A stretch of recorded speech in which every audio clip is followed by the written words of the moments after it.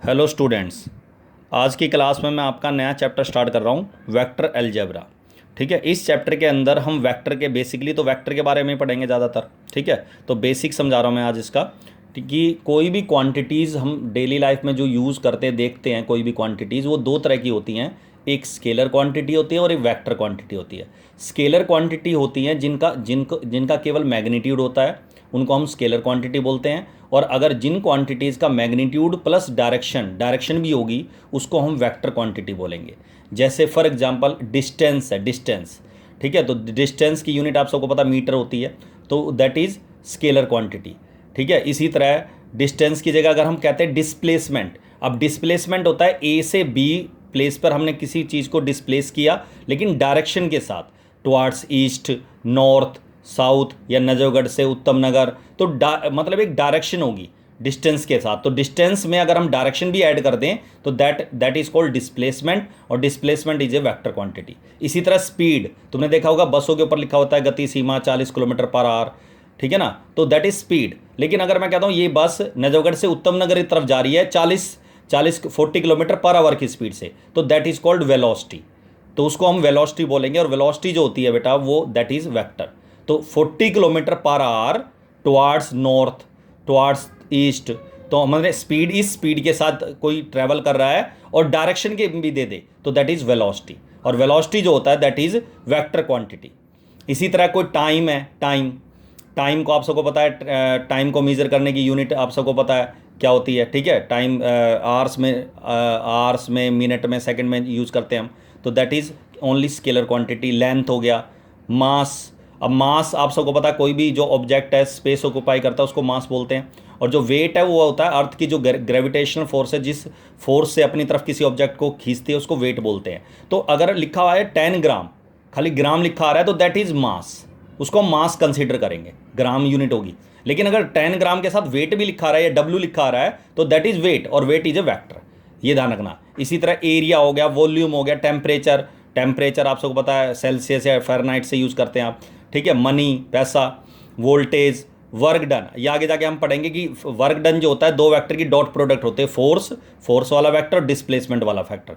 तो force dot displacement वाले दोनों वेक्टर की डॉट प्रोडक्ट करूंगा तो वर्क डन आता है। ठीक है, अब ये जो वर्क डन होगा ये आपका वेक्टर डॉट प्रोडक्ट जो होती है दो वेक्टर की, वो डॉट स्केलर क्वांटिटी होती है। तो आगे जाके हम पढ़ेंगे कि dot product is a scalar quantity, इसलिए वर्क डन भी आपकी स्केलर क्वांटिटी हो गई। इसी तरह वेक्टर में डिस्प्लेसमेंट हो गया, वेलोसिटी हो गया, वेट हो गया। अच्छा, rate of change in velocity is acceleration. तो जब वेलोसिटी में डायरेक्शन होती है तो इसकी जो यूनिट होती है, इसकी तो होती है मीटर पर सेकेंड, और साथ में डायरेक्शन देगा प्लस डायरेक्शन, है ना, डायरेक्शन डालेगा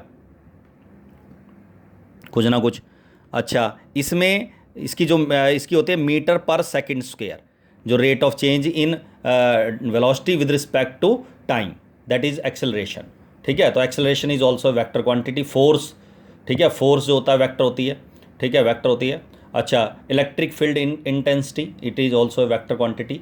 तो स्केलर जिसके अंदर मैग्नीट्यूड होगा, और वेक्टर जिसमें मैग्नीट्यूड प्लस डायरेक्शन होगी।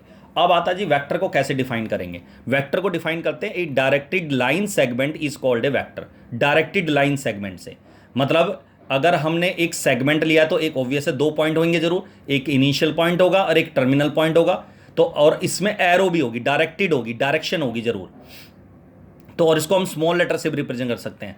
कैपिटल ए तो पॉइंट्स के लिए यूज करते हैं, इनिशियल टर्मिनल पॉइंट के लिए। तो अगर मैं इस वेक्टर को शो करूंगा तो ऐसे लिखूंगा ए बी वैक्टर, और उसके ऊपर मैं एरो हेड डालूंगा। इसको एरो से रिप्रेजेंट करते हैं, इसके ए बी के ऊपर एरो डालते हैं, वेक्टर का सिंबल होता है ये, इसको बोलते हैं एरो हेड, एरो हेड। ठीक है, जैसे ए के ऊपर एरो हेड डाला है मैंने, तो स्मॉल लेटर से तो हम पूरे वेक्टर को शो कर सकते हैं, ए बी वेक्टर ना लिख के स्मॉल ए वेक्टर लिख दो। ठीक है, और इसका जो मैग्नीट्यूड होगा उसको हम लिखेंगे मोड वाले साइन से, magnitude of A B vector जो मॉडुलस वाला साइन होता है उससे यूज करेंगे। और इसका मतलब है ए से बी के तक की जो लेंथ है, डिस्टेंस है या दूरी है, दैट इज मैग्नीट्यूड।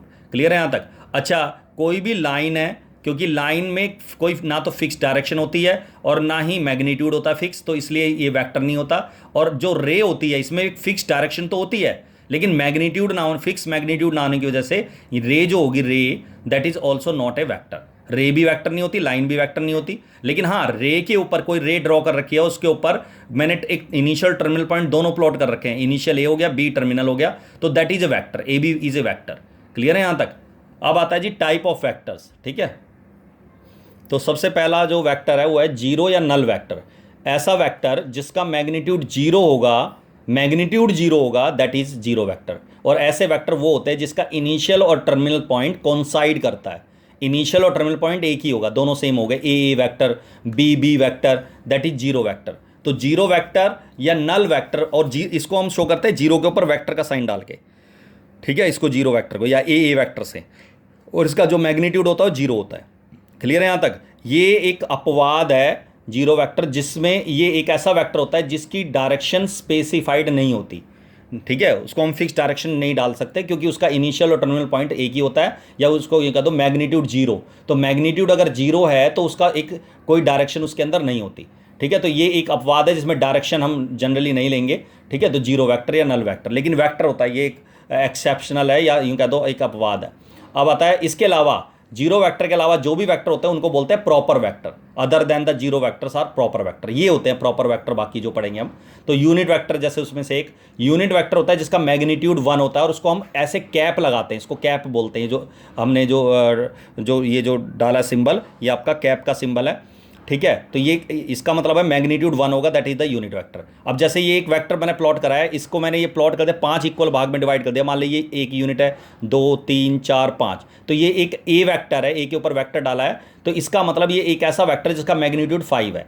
तो अगर मुझे इस वेक्टर की डायरेक्शन में एक ऐसा वेक्टर फाइंड करना है जिसका मैग्नीट्यूड 1 होगा, चाहे मैं यहाँ से लेकर यहाँ तक ले लूँ, चाहे यहाँ से यहाँ तक ले लूँ, चाहे यहाँ से यहाँ तक ले लूँ, कोई भी एक पोर्शन ले लूँ मैं जिसका यूनिट 1 होगा मैग्नीट्यूड, तो उसको हम ऐसे करेंगे, उस वेक्टर को उसके खुद के मैग्नीट्यूड से डिवाइड कर दो, तो वो जो आएगा वो एक ऐसा वेक्टर आ जाएगा जिसका मैग्नीट्यूड 1 हो जाएगा और डायरेक्शन ए वेक्टर वाली ही रहेगी, डायरेक्शन वही रहेगी।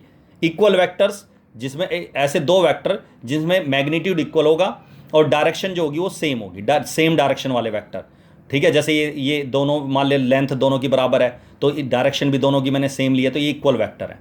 को इनिशियल वेक्टर, जिनका इनिशियल पॉइंट सेम होता है। अब A B, A C, A D, इन तीनों वेक्टर का इनिशियल पॉइंट ए है और टर्मिनल पॉइंट एक का बी है, एक का सी है, एक का डी है, तो इनको बोलेंगे को इनिशियल वेक्टर।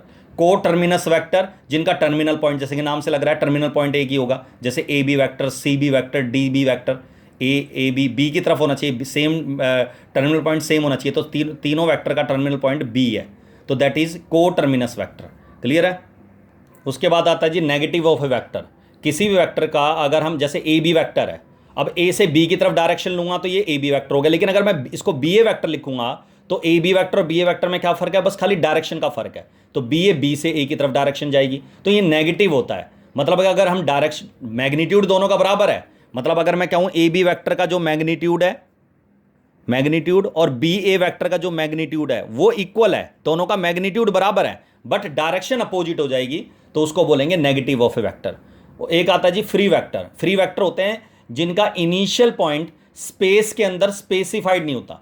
जैसे अगर मैं तुमसे कहूं कि स्पेस पे कोई भी वेक्टर ड्रॉ करो, तो वो फ्री वेक्टर होगा, कहीं से भी आप ड्रॉ कर सकते हो। लेकिन अगर मैं एक पॉइंट दे दूं कि भाई इसी पॉइंट ए से ही ड्रॉ करना है, इस लाइन के पैरेलल, ये एक लाइन है आपकी सपोज, या एक वेक्टर है, जो भी है, एक लाइन लगा लो या वेक्टर लगा लो, ठीक है, ये एक लाइन है लेट्स सपोज, ठीक है, तो ये लाइन है। अब मैं कहूँ इस लाइन के पैरेलल एक वेक्टर ड्रॉ करो जो ए से होगा, ए से ही ड्रॉ करना है, तो आप उसको ए, इसका मतलब मैंने एक पॉइंट दे दिया आपको फिक्स, यहीं से ड्रॉ करोगे, तो इसको बोलेंगे लोकलाइज्ड वेक्टर। चाहे आप ए से बी कहीं भी प्लॉट कर लो, आप इधर ले लो, डायरेक्शन कोई भी ले लो चाहे आप, लेकिन ए से ड्रॉ करना है, तो दैट इज लोकलाइज्ड वेक्टर।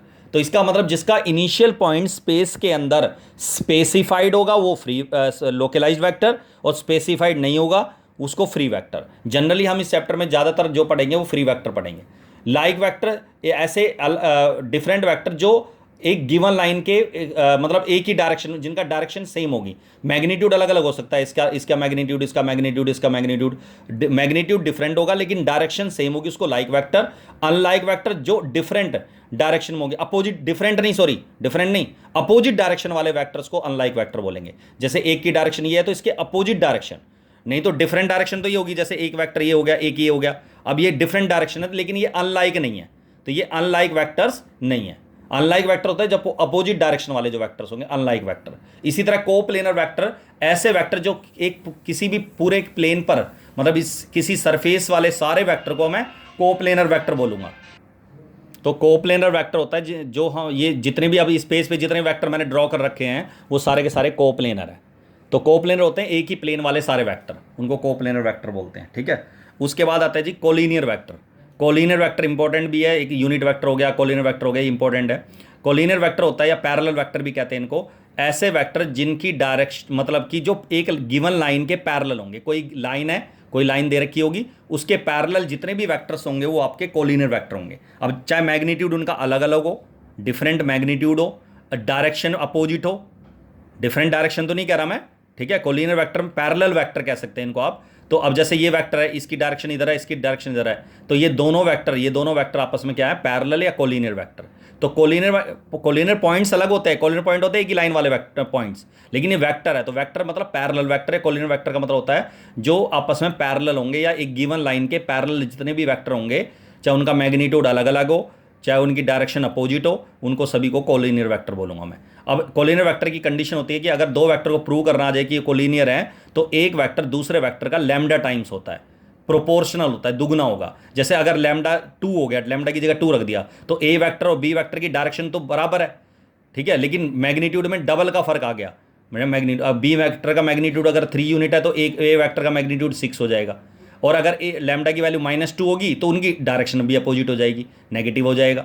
तो कहने का मतलब ये लैम्डा पे डिपेंड करेगा कि ये डायरेक्शन लैम्डा पॉजिटिव है तो सेम डायरेक्शन वाले वेक्टर, लैम्डा नेगेटिव है तो अपोजिट डायरेक्शन वाले वेक्टर, लैम्डा अगर 2 3 वगैरह है, 1 से लैम्डा 1 है तो इक्वल हो जाएंगे वेक्टर, मैग्नीट्यूड भी इक्वल हो जाएगा। लैम्डा अगर 1 से अलग है, 2 है, 3 है, 4 है, तो मैग्नीट्यूड डिफरेंट हो जाएगा। तो ये सारे कोलिनियर वेक्टर होते हैं। तो ये थे आपके टाइप्स ऑफ वेक्टर, ठीक है। अभी कोई होमवर्क नहीं है, अगली क्लास में मैं आपको वेक्टर्स के बारे में और कुछ इंट्रोडक्शन दूंगा, उसके बाद ही मैं आपको कुछ होमवर्क दूंगा, कुछ क्वेश्चंस डिस्कस करेंगे, ठीक है। आज थोड़ा सा बेस समझाया था मैंने ये, ठीक है। आज की क्लास में बस इतना ही, ठीक है।